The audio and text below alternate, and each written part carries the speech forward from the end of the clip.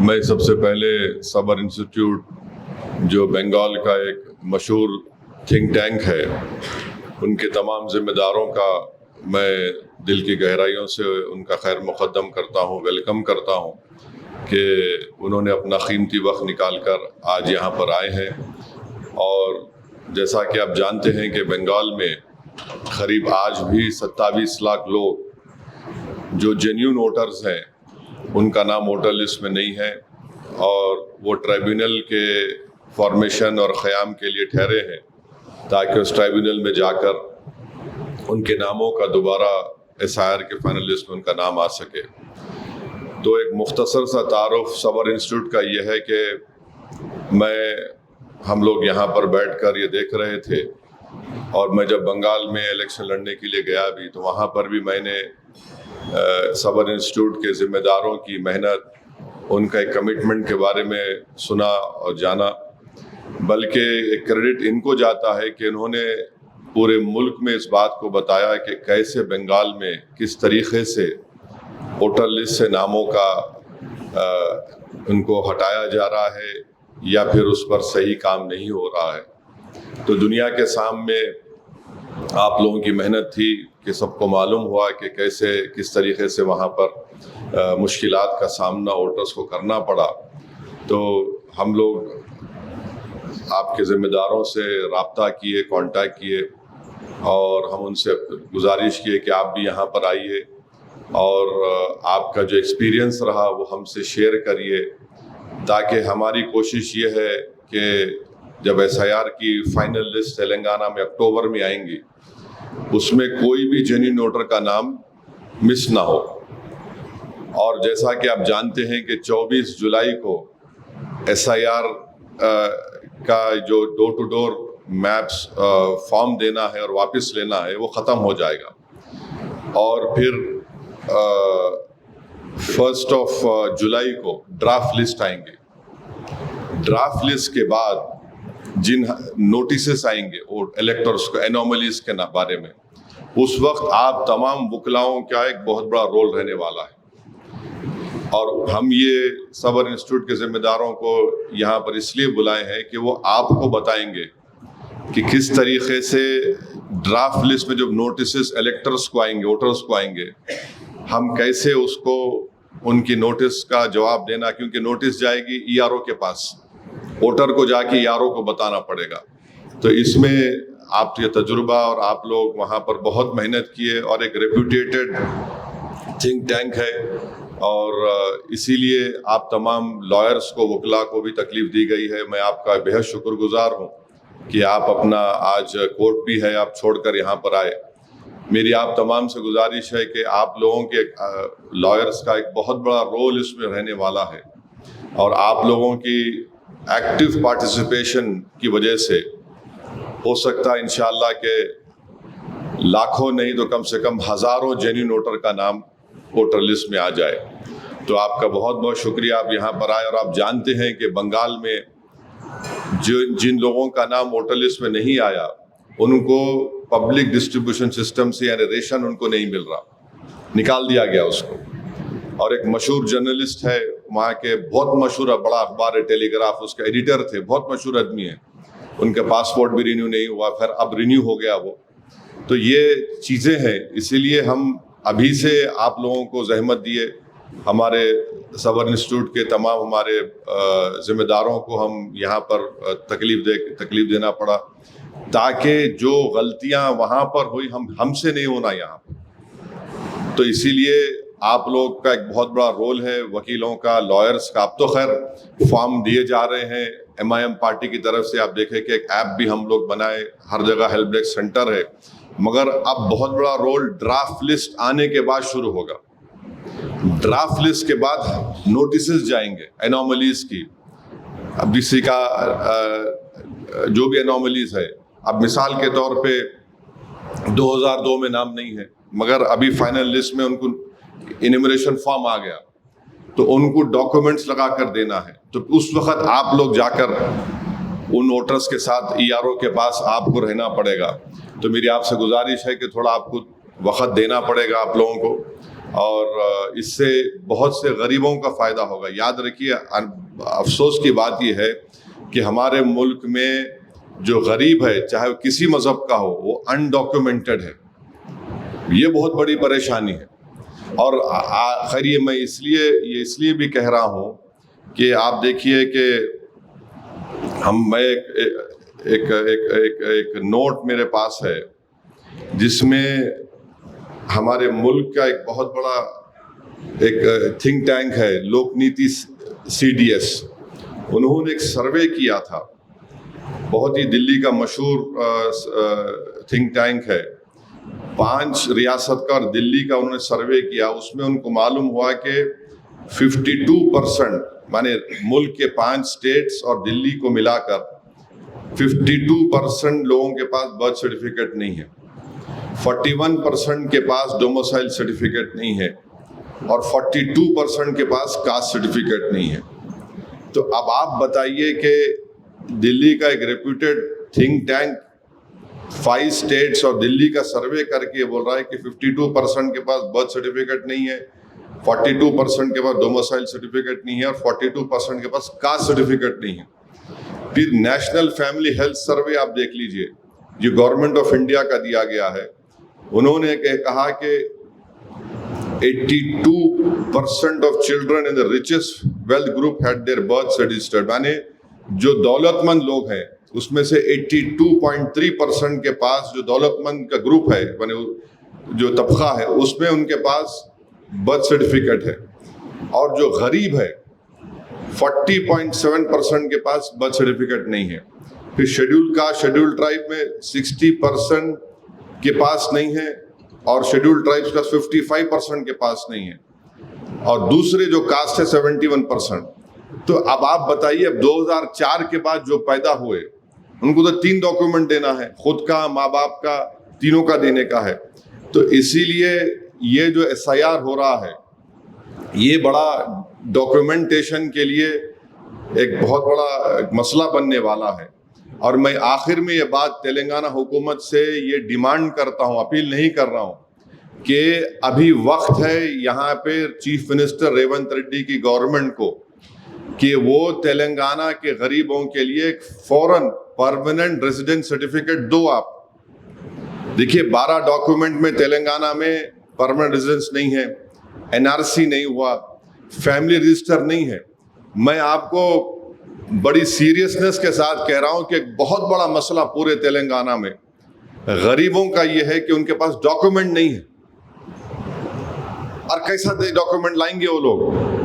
और डॉक्यूमेंट नहीं होने की बुनियाद पर उनका, कई लोगों का नाम नहीं आएगा फाइनल लिस्ट SIR में। जब क्या करेंगे आप? देखिए, कोई मर गया तो जाके पुरसा देते आप, कोई जिंदा रहा तो पुरसा कैसा देते उसको बोलो आप मेरे को।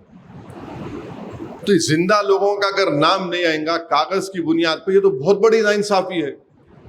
यकीनन चीफ मिनिस्टर का मैं शुक्रगुजार हूं कि जनवरी में मैं और टिमरिस के चेयरमैन जाकर उनको रिक्वेस्ट करें, मिले, समझाएं उनको, तो तब जाकर वो आप देखेंगे हर असेंबली कॉन्स्टिट्यूंसी में मी सेवा के सेंटर्स का इजाफा हो गया।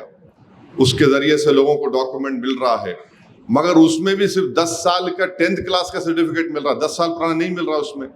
तो इसीलिए हम तेलंगाना की रेवंत रेड्डी की गवर्नमेंट से अपील कर रहे हैं कि मैं जानता हूं आर्टिकल 371D है तेलंगाना में, मगर वो 371D जिसको सुप्रीम कोर्ट का जजमेंट है, अगर कोई क्लास 6 से कंटिन्यूअसली 4 साल पढ़ा तो लोकल रेजिडेंट हो गया उन्हें।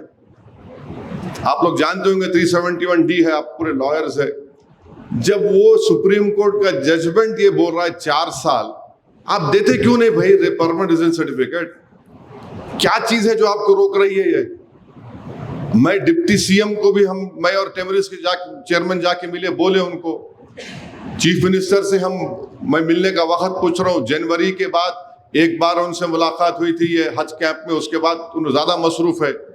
मगर अगर एक रूलिंग पार्टी इस बात को नहीं समझ रही है कि तेलंगाना के गरीबों के पास डॉक्यूमेंट नहीं है, तो फिर वो रियलिटी से कट ऑफ है एकदम। बीजेपी के दो MPs यहाँ के यूनियन मिनिस्टर है, वो क्यों नहीं बोल सकते जाके इलेक्शन कमिश्नर ऑफ इंडिया को कि भाई पैन कार्ड, ड्राइविंग लाइसेंस, और आपके जो फूड सिक्योरिटी कार्ड कबूल करो उसको। रूलिंग पार्टी इसके बारे में बात नहीं कर रही। तो हम तेलंगाना की गवर्नमेंट से ये डिमांड करते हैं कि फौरन तेलंगाना में आप परमानेंट रेजिडेंट सर्टिफिकेट दीजिए और उसको आप बुनियाद बनाइए। भाई अगर आप बुनियाद बना सकते हो, उसको क्या बुनियाद बना सकते कि कोई यहाँ पर पैदा हुआ तेलंगाना में, उसके पास 2002 में अगर उसका नाम है, कई लोगों का नाम है, अगर उनके माँ बाप का नाम है तो आप 2 परमानेंट रेजिडेंट सर्टिफिकेट उसको, उसके दादा दादी का नाम है, नाना नानी का नाम, 2 सर्टिफिकेट उसको, परमानेंट रेजिडेंट सर्टिफिकेट। जब 4 साल कंटिन्यूस एजुकेशन अगर यहाँ पर हो रहा है सुप्रीम कोर्ट के जजमेंट के मुताबिक, तो उसको एजुकेशन और एम्प्लॉयमेंट में उसको हिस्सा मिल सकता है। तो फिर आप क्यों नहीं देना चाह रहे उसको? ये ताज्जुब की बात है। और गवर्नमेंट के पास कई डेटा है, आधार कार्ड है, रेशन कार्ड है, स्कूल का रिकॉर्ड है, रेवेन्यू रिकॉर्ड्स है, आप उस डेटे को भी बुनियाद बना सकते। रूलिंग पार्टी कांग्रेस पार्टी की है। फाइनल वोटर लिस्ट आने के बाद आप आके पुरसा नहीं देना हमारे को, देखो साजिश हो गई। साजिश हो रही तो आप उसका तोड़ तलाश करो ना। उसका तोड़ यह है कि परमानेंट रेजिडेंट सर्टिफिकेट दे दो। आप कर्नाटका में दे रहे, वहां भी कांग्रेस की हुकूमत है, यहां क्यों नहीं देना चाह रहे? अफसोस ये है कि बार बार ये कांग्रेस पार्टी की गवर्नमेंट को बोलने के बावजूद भी खाली मीटिंगा कर रहे हो। अरे जमीनी हकीकत ये है, रोज कम से कम मैं आपको बता रहा हूं, पिछले 2 महीने से आप मजलिस के एमएलए से पूछ लीजिए, कम से कम मिनिमम रोज 50 से 60 लोग पिछले 2 महीने से रोज बोल रहे साहब डॉक्यूमेंट नहीं है। डॉक्यूमेंट नहीं रहने की बुनियाद पर आप कैसा किसको महरूम कर देंगे? बोलो आप। परमानेंट रेजिडेंट सर्टिफिकेट तेलंगाना की हुकूमत को देना चाहिए, हम डिमांड करते हैं उस बात को। और डिप्टी सीएम ये काम कर सकते, मैं उनको बोला भी हूं, वो समझे भी मेरी बात को। और सीएम को चाहिए कि आप दो ना, बाजू पड़ोसी रियासत में दे रहे, यहां पर क्यों नहीं दे सकते आप? तो खैर बहरहाल ये बात बोलना था। अब ये पूरा मैं जिम्मेदारी और प्रोग्राम की जिम्मेदारी हमारे साबिर साहब को और उनके कलीग्स को देता हूं। मेरी आप लॉयर से गुजारिश है कि आराम से बैठिए। प्रोग्राम पूरा खत्म होने के बाद हम लोग नमाज जो पढ़ना चाह रहे नमाज पढ़ के लंच करके आप लोग जाएंगे इंशाल्लाह। मगर पूरा सुनिए, साबिर भाई जो बोलेंगे, उनके कलीग भी है जो बेचारे लंबा सफ़र करके बंगाल से यहाँ पर आए, हम उनका बहुत बहुत शुक्रिया अदा करते। और आप उसके बाद आपके कोई सवालात है, क्वेश्चंस है, क्वेरीज है तो आप ज़रूर पूछिए। मगर जितने लॉयर्स यहाँ पर आए और जो यहाँ पर नहीं आ सके, प्लीज़ आपकी सर्विसेज की बेहद ज़रूरत है। अगर आप लोग आगे बढ़ेंगे, ड्राफ्ट लिस्ट आने के बाद आपको ये बहुत बड़ा अजर मिलेगा अल्लाह सुब्हाना ताला के पास से, क्योंकि ये आपको अपनी काबिलियत दिखाना है और जेन्युइन वोटर को उसका राइट मिलना है। आप जानते कि देखिए, अभी आप साबिर भाई भी देखे होंगे, यूनियन होम मिनिस्ट्री ने एक हाई लेवल कमीशन बनाया रिटायर्ड सुप्रीम कोर्ट के जज को, और उनको ये बोला गया है कि जहां जहां डेमोग्राफी में चेंज आए, जहां जहां अचानक आबादी बन गई, वो कमीशन इसको देखेगा। और तीसरी बात जो अमित शाह ने वो मीटिंग ली, उसमें कहा कि जो नाम एसआईआर में जो 6 करोड़ नाम एक्सक्लूड हो गए, वो उसको भी चेक करेंगे। अमित शाह होम मिनिस्टर अगर कोई मीटिंग करते तो याद रखिए वो कच्चा काम नहीं करता आदमी, वो खाली हवाई फायरिंग नहीं करता, कुछ ना कुछ बराबर वो एक प्रोग्राम बना के काम कर रहे हैं। और मेरे को ये सस्पिशन है, I might be proven wrong, कि वो फाइनली एनआरसी करना चाहते, क्योंकि ये high level commission of inquiry है, रिटायर्ड सुप्रीम कोर्ट जज है। अब वो बोल रहे कि जहां पर अचानक आबादी बढ़ गई, वो कहीं बाहर से तो नहीं आए, जहां पर अचानक हैबिटेशन बढ़ गया यानी इलाका बढ़ गया, नहीं हुआ। रिटायर्ड सुप्रीम कोर्ट जज को बिठाकर वजीर दाखिला मीटिंग ले रहे हैं। तो इसीलिए मैं कह रहा हूं सबसे, ये एसआईआर एक आसान काम नहीं है, और ये खुल के बोल रहा हूं, ये इंक्लूसिव एक्सरसाइज नहीं है, ये एक्सक्लूजन के लिए बनाया गया है। मगर हम क्या करेंगे? हमको करना है। सुप्रीम कोर्ट, आप जानते हैं सुप्रीम कोर्ट का जजमेंट लॉ बन जाता है। तो इसलिए हम तमाम को मिलकर ये काम करना बेहद जरूरी है। मैं फिर से तेलंगाना गवर्नमेंट से बोल रहा हूं कि आप इशू करो परमानेंट रेजिडेंट सर्टिफिकेट, पैरामीटर्स बनाओ। आप याद रखिए, अगर बाद में फाइनल लिस्ट आने के बाद आप आके हमको अरे गलत हो गया, साजिश हो गई, ये सब बातें मत करो। अभी ये टाइम रिएक्ट करने का है, कंस्ट्रक्टिव काम करने का है। तो हम उम्मीद करते कि हमारे यहाँ पर इस बात का डिमांड हम इसलिए कर रहे हैं ताकि गवर्नमेंट को मालूम हो सके, और ये गवर्नमेंट समझो इस बात को, ममता बनर्जी अपना इलेक्शन हार गई, स्टालिन अपना इलेक्शन हार गए। ममता बनर्जी तो अपना बूथ में इलेक्शन हार गई जहां घर था उसका। ये लोग समझ रहे नहीं, ये लोग मजलिस को बदनाम क्यों करते? अरे इनू एक्साइटमेंट में आ जाते। अरे भाई एक्साइटमेंट नहीं है, दूध का जला छाछ को भी फूक फूक के पीता ना। पूरे बिहार में मैं देख के आ रहा हूं, तो इसीलिए ये लोग समझ रहे नहीं बेचारे। खाली एक meeting, review meeting, review meeting. अरे रिव्यू मीटिंग क्या होता जी? तुम एक डिसीजन लो, लेके बोलो तेलंगाना के गरीबों के लिए हम परमानेंट रेजिडेंट सर्टिफिकेट दे रहे, आप दे जारी करो। देखो, एक मिनिमम से मिनिमम जो मर गए लोग उनका नाम कटना चाहिए। डबल एंट्री है, कटना चाहिए, बिल्कुल कटना चाहिए। जो नहीं है उनका कटना चाहिए। मगर जो जेन्युइन वोटर है उसको कैसा डिनाई कर रहे हैं आप? और खास तौर से ये हाई लेवल ऑफ इंक्वायरी जो हमारे होम मिनिस्टर साहब बनाए, स्पेशली फिर सुप्रीम कोर्ट ने बोल दिया ईसीआई को कि you forward those names whose names have been excluded from SR to the competent authority। competent authority का सुप्रीम कोर्ट है, होम अफेयर्स है। ये हाई लेवल ऑफ कमीशन बना दिए। तो ये सब चीजें हैं। हम उम्मीद करते हैं कि रेवंत रेड्डी साहब, ठीक है आप टाइम नहीं दे रहे मिलने का, मत दीजिए, मेरे को इतराज नहीं है। मगर पब्लिक के लिए मैं इस अपील कर रहा हूं, डिमांड कर रहा हूं, अगर ये कांग्रेस गवर्नमेंट रिएक्ट नहीं करेंगी तो जो गरीबों का नाम कटेगा उसके बाद रोना नहीं उन्होंने आके यहाँ पे, और उन्होंने समझ रहे नहीं। और टीआरएस वाले तो खैर बेचारे, उन्होंने भी एक अजीब है। अरे तुम मेन अपोजिशन है बाबू, तुम 10 साल हुकूमत करे, लेटर लिखो इलेक्शन कमीशन को कि भाई ये 3 डॉक्यूमेंट नहीं है हमारे पास। इलेक्शन कमीशन क्या बोल रहा है कि वो 12 डॉक्यूमेंट एग्जॉस्टिव नहीं है, मगर एग्जॉस्टिव ही है वो। In letter and spirit it is exhaustive only. तो ये चीजें थी। मैं साबर भाई, बहुत बहुत शुक्रिया।